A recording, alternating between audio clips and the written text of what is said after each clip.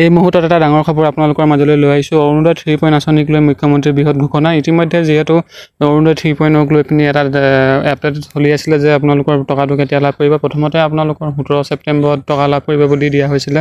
তাৰপিছত দিয়া হৈছিলে 25 তাৰিখে ৰিচিডিউল কৰা হৈছিলে। তাৰপিছত আপোনালোকে 25 তাৰিখে জীৱন গাৰ্গৰ যেতিয়া মৃত্যু হ'ল তাৰ লগে লগে আপোনালোকৰ ৰিচিডিউল কৰা হ'ল। ৰিচিডিউলৰ লগে লগে আপোনালোকে কেতিয়া টকা লাভ কৰিব। মুখ্যমন্ত্ৰীৰ বৃহৎ ঘোষণা আপোনালোকে 7 অক্টোবৰত আপোনালোকে মহিলাসকলে ধন লাভ কৰিব বুলি এতিয়া নতুনকৈ আপডেট এটা আহিছে। যিহেতু পৰৱৰ্তী ভিডিঅ'ত আপোনালোকক জনাই দিয়া হৈছিলে যে 7 অক্টোবৰ মানে আপোনালোকৰ কেতিয়া আপোনালোকৰ যিহেতু আপোনালোকৰ মুখ্যমন্ত্ৰী আঁচনি আপোনালোকৰ অৰুণোদয় 3 টকা আপোনালোকে কেতিয়া লাভ কৰিব আপোনালোককো জনাই দিয়া হৈছিলে। আপোনালোকে কেতিয়া লাভ কৰিব আপোনালোকৰ আপডেটৰ মাধ্যমেৰে জনাব যেতিয়া হ'ব বুলি আপোনালোকক কোৱা হৈছিলে। পুনৰ ৰিচিডিউল কৰা হৈছে আপোনালোকৰ অৰুণোদয় 3 আপোনালোকৰ আঁচনিৰ টকা।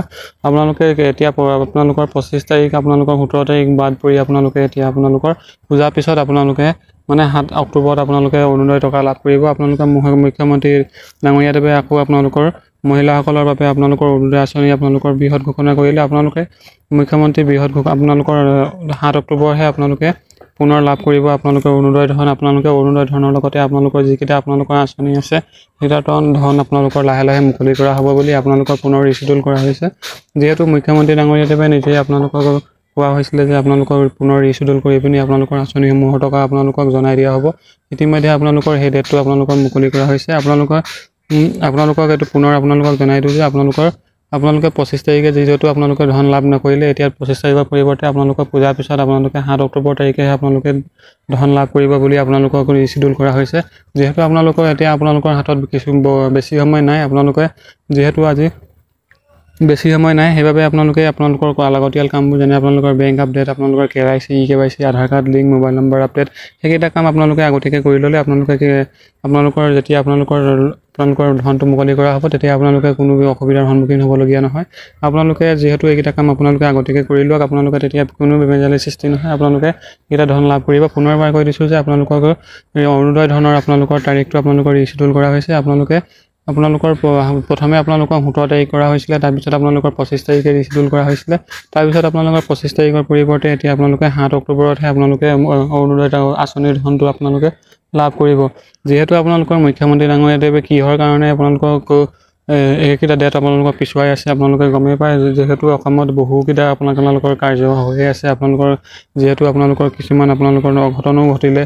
আপোনালোকৰ জুবিন গাৰ্গৰ মৃত্যুৰ লগে লগে আপোনালোকৰ এইকেইটা আপোনালোকৰ ৰিচিডিউল কৰিবলগীয়া হ'ল। অসমৰ বাবে এটা আপোনালোকৰ শোকৰ চাহ, সেইবাবে আপোনালোকৰ এইকেইটা আপোনালোকৰ ৰিচিডিউল কৰা হ'ল। ৰিচিডিউল কৰাৰ লগে লগে আপোনালোকে এতিয়া 7 অক্টোবৰতহে আপোনালোকৰ পাবলগীয়া ধনখিনি মানে আপোনালোকৰ যিকেইটা আপোনালোকৰ আঁচনি আছে, আপোনালোকৰ অৰুণোদয়ৰ লগতে অন্যান্য বিভিন্ন আঁচনি, আপোনালোকৰ মহিলা উদ্যমিতা, আপোনালোকৰ যিকোনো আপোনালোকৰ গোট আছে সেইকেইটা আপোনালোকৰ 10,000 টকাকেইটা আপোনালোকে লাহে লাহে আপোনালোকৰ 7 অক্টোবৰ তাৰিখৰ পৰাহে মুকলি কৰিব বুলি আপোনালোকক ৰিচিডিউল কৰা হৈছে। আৰু ৰিচিডিউল কৰাৰ লগে লগে আপোনালোকৰ মাজতো ভাল খবৰ আহিছে।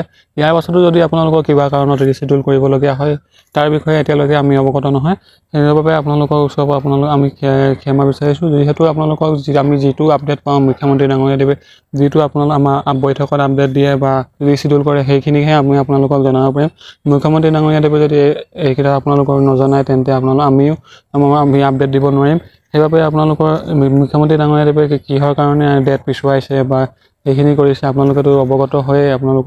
প্ৰথমে আপোনালোকৰ 17 তাৰিখ, তাৰপিছত আপোনালোকৰ 25 তাৰিখ, তাৰপিছত এতিয়া আকৌ পূজাৰ পিছত আপোনালোকৰ 7 অক্টোবৰ তাৰিখেহে আপোনালোকে মুখ্যমন্ত্ৰী আঁচনিৰ ধন মানে আপোনালোকৰ যিকেইটা আপোনালোকৰ অৰুণোদয় হওক বা আপোনালোকৰ মহিলা উদ্যমিতাৰ আঁচনিয়ে হওক, নাইবা আপোনালোকৰ বিভিন্ন আপোনালোকৰ গোটসমূহৰ যিখিনি আপোনালোকৰ 10,000 টকীয়া আপোনালোকৰ বিভিন্ন স্কিমবোৰৰ আপোনালোকৰ টকাখিনি লাহে লাহে মুকলি কৰিম বুলি আপোনালোকক জনাই দিয়া মানে আপোনালোকৰ ৰিচিডিউল কৰা হৈছে। চ' এইটো এটা আছিল সৰু সুৰা ইনফৰমেশ্যন। আমি যদি যিটো আপডেট পাওঁ বা মুখ্যমন্ত্ৰী ডাঙৰীয়াদেৱে যিখিনি আপডেট দিয়ে আমি গম পাওঁ সেইখিনিহে আপোনালোকক অৱগত কৰাবলৈ চেষ্টা কৰোঁ। যিহেতু মুখ্যমন্ত্ৰী ডাঙৰীয়াদেৱে এইখিনি আপোনালোকক পুনৰ ৰিচিডিউল কৰা হৈছে, পুনৰ পৰা আপোনালোকক জনাই দিওঁ। প্ৰথমে আপোনালোকৰ 17 ছেপ্টেম্বৰত আপোনালোকক অৰুণোদয় ধনটো পাবলৈ কাৰণে আপোনালোকক আপডেট দিয়া হৈছিলে। তাৰপিছত আপোনালোকৰ ৰিচিডিউল কৰি পিনি আপোনালোকক 25 তাৰিখলৈ নিয়া হৈছিলে। 25 তাৰিখেও এতিয়া আপোনালোকৰ যিহেতু জুবিন গাৰ্গৰ মৃত্যুৰ বাবে আপোনালোকক সেইখিনি আপোনালোকৰ 25 তাৰিখটো আপোনালোকৰ ৰিচিডিউল কৰিম বুলি আকৌ মানে আঁচনিসমূহৰ তাৰিখটো আপোনালোকৰ ৰিচিডিউল কৰিম বুলি জনাই দিয়া হৈছিলে। ৰিচিডিউলটো এতিয়া সম্পূৰ্ণ হ'ল। আপোনালোকক এতিয়া ৰিচিডিউল কৰি পিনি এতিয়া 25 তাৰিখৰ পৰিৱৰ্তে আপোনালোকে পূজাৰ পিছত মানে আপোনালোকে মানে 7 অক্টোবৰ তাৰিখেহে ধৰণকেইটা আপোনালোকৰ মুকলি কৰা হ'ব। মানে অৰুণোদয় হওক বা নাইবা আপোনালোকৰ বিভিন্ন স্কিমসমূহৰ টকাবোৰ আপোনালোকে লাভ কৰিব বুলি ৰিচিডিউল কৰা হৈছে। ইয়াৰ পিছতো যদি কিবা আপডেট আহে আপোনালোকক জনাই দিম। যদি আপোনালোকৰ ইনফৰমেশ্যনটো ভাল লাগিলে তেন্তে লাইক, শ্বেয়াৰ আৰু কমেণ্ট কৰিব। যদি চেনেলটোত নতুনকৈ আহিছে তেন্তে ছাবস্ক্ৰাইব কৰিব, আগলৈও যাতে এনেদৰে ইনফৰমেশ্যনবোৰ পাই থাকে। ধন্যবাদ।